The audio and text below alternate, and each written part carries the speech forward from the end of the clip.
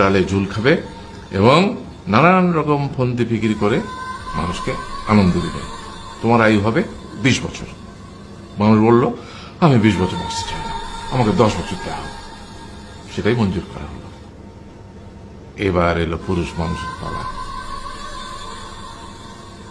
তাকে বলা হলো যে তুমি হলে প্রাণীকুলের মধ্যে সবচেয়ে বিচক্ষণ এবং বুদ্ধিমান, সেই জন্য তোমাকে প্রাণীদের শিরোমণি করা হলো এবং তোমার আয়ু হবে 20 বছর।